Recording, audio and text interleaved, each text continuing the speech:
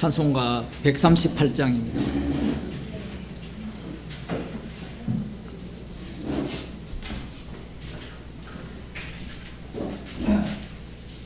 (138장입니다)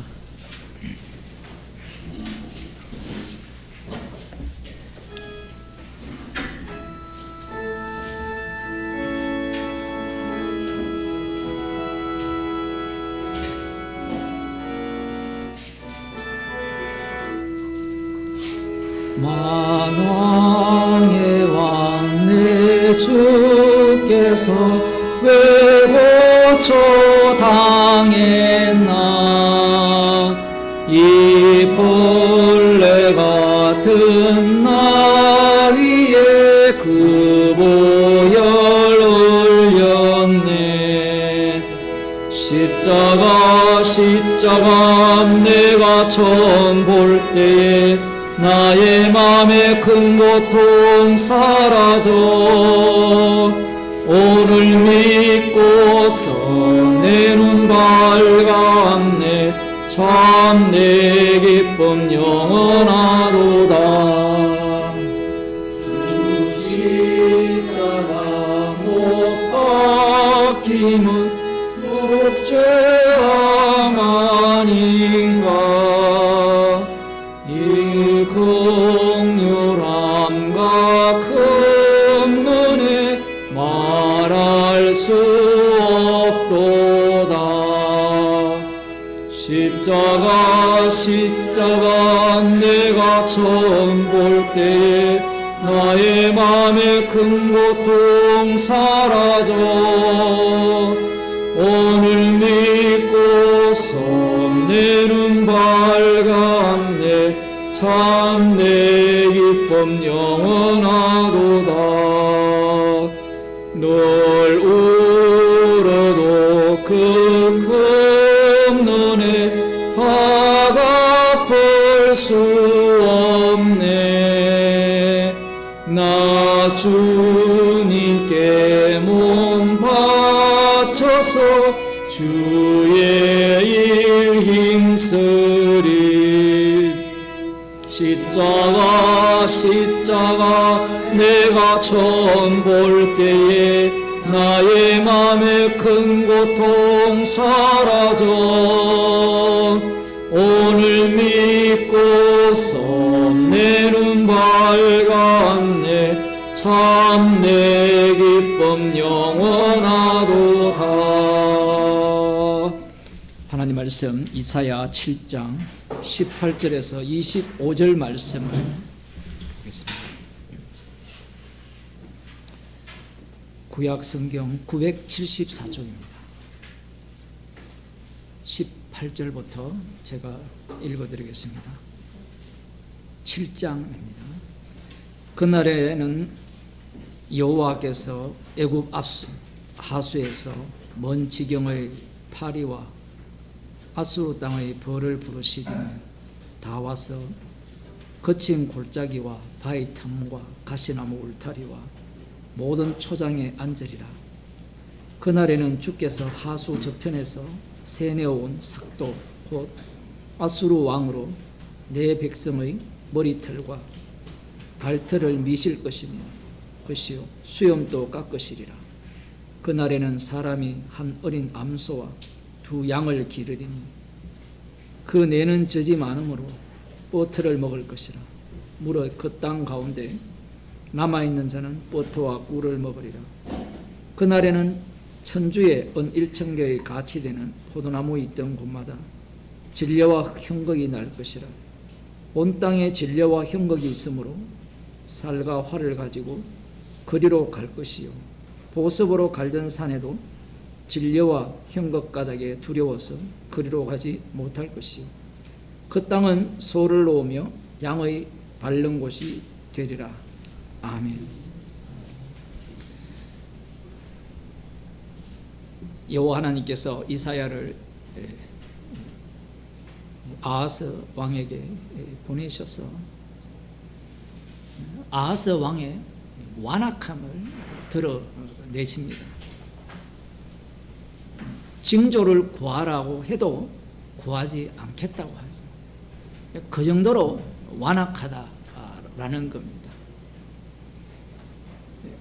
그러한 그에게 징조를 알려주는데 처녀가 잉태하여 아들을 낳을 것이요 그 이름을 임마누엘이라 하리라. 그가 악을 버리며 선을 택할 줄 알 때 미처 버터와 꿀을 먹을 것이라. 대저 이 아이가 악을 버리며 선을 택할 줄 알기 전에 너의 미워하는 두 왕의 땅이 패한받으리라. 이 말씀에 대해서 우리는 곧장 마태복음 2장으로 넘어오고 싶지만 실제로 이 당시에 처녀가 잉태하여 아들을 낳은 건 아니고 이러한 사건이 역사적으로 일어났을 가능성이 아주 높은 게 아니라 아이를 낳았겠죠. 이 처녀는 그 임마누엘과는 다릅니다. 그 마리아에게서 난 그 마리아와는 다른 부류인데 그 역사적 사실은 하나님이 말씀하신 것은 역사적으로 반드시 일어나요. 그 역사적으로 일어난 그 사건이 이제 묵시로 바뀌는 겁니다. 말씀이 항상 그렇게 구성되어 있어요. 이 말씀도 마찬가지입니다. 우리는 교회를 다닐 때 이 말씀에 대해서 이런 설교는 거의 못 들어봤잖아요.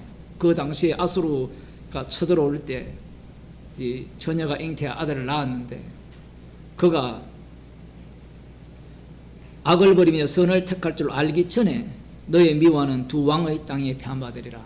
그 아람 왕 러신과 북이스라엘 왕 르말리아의 배가죠. 이 두 나라가 패할 것이라는 그 말씀대로 되어지는데 오늘 본문은 그 날에 아수르가 이렇게 쳐들어오는 날에 이스라엘이 어느 정도로 황폐하게 될 것인가 거기에 대한 말씀입니다. 그 18절에 보면 그날에는 여호와께서 애굽 하수에서 먼 지경의 파리와 아수르 땅의 벌을 부르시리니 다 와서 거친 골짜기와 바위틈과 가시나무 울타리와 모든 초장에 앉으리라. 파리떼가 빼곡히 앉아있는 걸 상상해 보시면 돼요. 혹시 그런 걸 보셨나요? 우리 장로님은 끄덕끄덕 하시는데 우리 어릴 때 보면 이 소 마구간이나 아니면 이 돼지를 칠 때 제 어릴 때는 돼지가 이렇게 저희 집에도 키웠는데 그 파리떼가 많을 때는 정말 새까맣게 그냥 치면 이만큼 파리를 잡죠. 뭐 요즘 또 그 돼지의 그 오물들이 있는 곳들은 뉴스에 보면 파리떼가 덮친다는데 그 정도로 이 대적들을 통해서 이 남유다를 치신다라는 그러한 말씀을 하시는 겁니다. 물론 여기에는 북이스라엘도 포함되고 있고요. 그날에는 주께서 하수 저편에서 세네온 삭도 곧 아수르 왕으로 내 백성의 머리털과 발털을 미실 것이며 수염도 깎으시리라. 수치스럽게 만든다는 거예요. 부끄럽게 만든다는 겁니다. 오죽 말을 안 들으니까 세를 내와가지고 돈 주고 사오는 겁니다. 사와서 이 심판의 몽둥이로 사용하는 거고요. 그날에는 한 사람이 한 어린 염소와 두 양을 기르리니 그 뇌는 젖이 많음으로 버터를 먹을 것이라. 무릇 그 땅 가운데 남아 있는 자는 버터와 꿀을 먹으리라. 반어법이죠. 반어법. 보통 한 가정이 그 가족 수가 많아요. 그런데 여기에 보면 사람이 한 어린 암소와 두 양을 기르는데 먹고도 남아요. 그 정도로 하나님의 심판에 의해서 많은 하나님의 백성들이 진멸을 당한다. 그 내용이고요. 그 다음 23절에 그날에는 천주의 은 1,000개의 가치 되는 포도나무 있던 곳마다 진려와 형극이 날 것이요. 쑥대밭이 된다는 거죠. 전쟁이 지나가고 나면 뭐 농사를 지을 수 없잖아요. 이 엄청난 그 상품을 쏟아내던 포도밭이 진려와 형극이 나는 풀밭, 잡초밭이 된다는 겁니다. 이 잡초밭 되는 걸 우리 어릴 때는 많이 봤거든요. 순식간입니다. 그 어떤 분이 이제 마음을 굳게 먹고 이렇게 땅을 하나 이렇게 땅이 있는데 그 땅으로 농사를 지으려고 마음을 굳게 먹었는데 그 농사를 짓는 게 꿈이잖아요. 그런데 거기는 매일 가지 않으면 어느 순간에 잡초로 뒤덮입니다. 그 농사 짓는 게 뭐 장난이 아니거든요. 그러면 그 잡초를 없애는 방법은 제초제를 치는 거예요. 제 어릴 때는 파라촌이라는 거 독초 있거든요. 몸에 해로운. 그 독초를 치면 풀이 안 자라는 게 아니라 또 얼마 안 가요. 그러면 순식간에 그렇게 되는데, 지금 이 하나님의 심판에 의해서 하나님의 말씀을 듣지 않는, 징조를 구하지 않는 이 나라에 대한 하나님의 심판이 이렇게 이루어진다라는 겁니다. 그리고 온 땅에 진려와 형극이 있으므로 살과 활을 가지고 거리로 갈 것이요. 왜 그렇습니까? 짐승들이 뛰어노는 세계가 돼요. 사람이 적으면 짐승이 놀잖아요. 얼마 전에 그 코로나 때 어느 지역입니까? 그 도시에 원숭이 때부터 시작해서 사람이 다니지 않으니까 짐승들이 뛰어노는, 사람 수가 적으면 그렇게 돼 있어요, 구조가.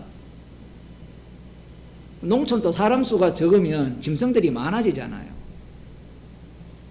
그것도 마찬가지입니다. 뭐 도둑도 많아지겠지만 그 정도로 지금 하나님의 심판이 임하고, 25절에는 보석으로 갈던 산에는 진려와 형극가닥에 두려워서 거리로 가지도 못할 것이며 그 땅은 소를 놓으며 양의 밟는 곳이 되리라.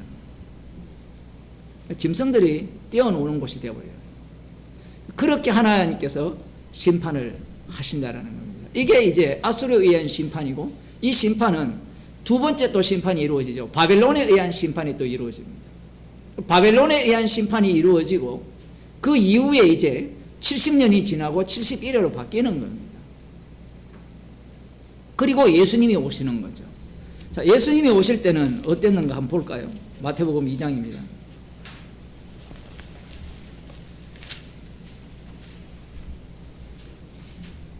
헤로드 왕 때에 예수께서 유대 베들레헴에 나심에 동방으로부터 박사들이 예루살렘에 이르러 말하되 유대인의 왕으로 나신 이가 어디 계시뇨? 우리가 동방에서 그의 별을 보고 그에게 경배하러 왔노라 하니 헤로드 왕과 온 예루살렘이 듣고 소동한지라. 여전히 이 약속의 땅에는 왕이 세워져 있고, 이 왕만 있는 것이 아니라 그 예루살렘에는 뭐 서기관들도 있고 뭐 제사장도 있고 이렇게 되어 있는데, 이들이 이 메시아가 올 것이라는 것을 믿고 있어요. 믿고 있는데 예수님이 오셨을 때, 이 심판이 이루어질 때 그 심판을 받아야 할 그 상태는 어떤 상태냐라고 하면, 오늘 이 본문에 의하면 하나님께서 아수르를 보내고 나중에 바벨론을 보내고 심판을 하실 때 심판적으로 오시게 되면 이게 역전현상이 일어나요. 우리 같으면 우리의 형편 자체가 이 심판을 인식하는 상황이 된다라고 생각을 할 수가 있어요. 그런데 주님이 오실 때는 이게 내 쪽에서 이 심판을 알아볼 수 있는 심판이 아니에요. 반대로 심판이 이루어집니다. 주님이 친히 심판을 해버리면 성도는 그 심판 속에 합류를 당하죠. 합류를 당하게 되면 어떤 모습으로 드러나느냐라고 할 때는 우리가 어찌 알고 이런 모습으로 드러나요. 이 심판이 먼저 이루어지기 때문에 이 자신이 심판받아 마땅한 상황을 알게 되는 거예요. 내가 심판받아 마땅함을 알기 때문에 주님을 영접할 수 있는 그런 상황은 아니라는 겁니다.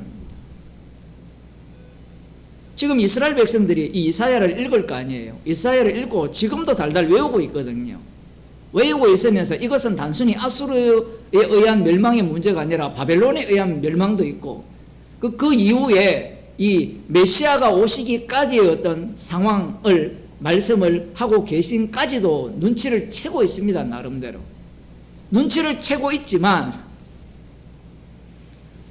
문제는 받는 자 외에는 알 길이 없다는 거예요. 그 말씀을 대하는 방식은 항상 내 쪽에서 대하는 방식인 거예요. 지금 예수님께서 오셨잖아요. 오셨을 때 이 헤로드 왕과 예루살렘이 듣고 소송을 하고, 그래서 제사장과 백성의 서기관들을 불러 모아서 물어봅니다. 그리스도가 어디에서 나겠느냐라고 물었을 때 이들이 어디서 날지를 다 알아요. 그거 모르는 사람은 없습니다. 그런데 문제가 뭐냐라고 하면 그 그리스도라는 그 인물에 대한 그들이 나름대로 만든 이 구약 성경을 바탕으로 한 메시아상이 따로 있다라는 거예요. 달리 말하면 자기들이 알아볼 거라는 겁니다. 알아본다라는 것은 자기들은 전혀 심판받을 상황이 아니라는 거죠. 심판받을 상황이 아니라는 겁니다. 처녀가 잉태하여 아들을 낳는다. 예수님께서 나셨잖아요. 그 나신 그 상황 자체가 지금 심판 속으로 내몰리는 상황인데 그들의 입장에서는 그쪽으로 안 내몰린다라는 겁니다. 다 알아요. 아는데 왜 예수님을 메시아로 받지 않느냐라고 하면 자기들이 기다리는 메시아가 아니기 때문에 그렇습니다. 예수님이 친히 우리에게, 자기 백성에게 성령을 주시게 되니까 이 모든 상황이 전복이 되죠. 완전히 역전이 일어나는 겁니다. 제자들도 성령을 받게 되니까 자기들이 시편 51편 속으로 빨려 들어가는 겁니다. 그래서 이 이사야 7장에 나오는 이 심판은 눈에 보이는 가시적인 심판이잖아요. 그 가시적인 심판이 예수님께서 성령을 주심으로 말미암아 그 육의 세계가 뭘로 뒤바뀌는가 하면 영의 세계로 뒤바뀌어 버려요. 육의 세계가 영의 세계로 뒤바뀌었다 했을 때는 육이 필요 없다라는 게 아니에요. 그 육을 갖고 계속해서 영의 세계가 어떠함을 계속해서 들추어내는 방식으로 주님께서 우리에게 다가오시고 이 일을 하신다는 겁니다. 기도하겠습니다. 하나님 아버지, 주께서 저희들에게 성령을 주셨기에 주님과 함께 십자가에 못 박혀 죽었음을 알게 하여 주시고 우리의 인생이 주님의 십자가의 피만을 자랑하기 위한 형편과 환경으로 인도하심을 감사하는 주의 백성이 되게 하여 주옵소서. 예수님의 이름으로 기도드리옵나이다. 아멘. 하늘에 계신 우리 아버지여, 이름의 거룩히 힘을 받으시오며 나라의 임하시오며 뜻이 하늘에서 이루어진 것 같이 땅에서 이루어지이다. 오늘날 우리에게 일용할 양식을 주옵시고 우리가 우리에게 죄를 사하여 준 것 같이 우리 죄를 사하여 주옵시고 우리를 시험에 들게 하지 마옵시고 다만 나에게서 주옵소서. 대의 나라와 근사와 영광이 아버지께 영원히 사옵나이다.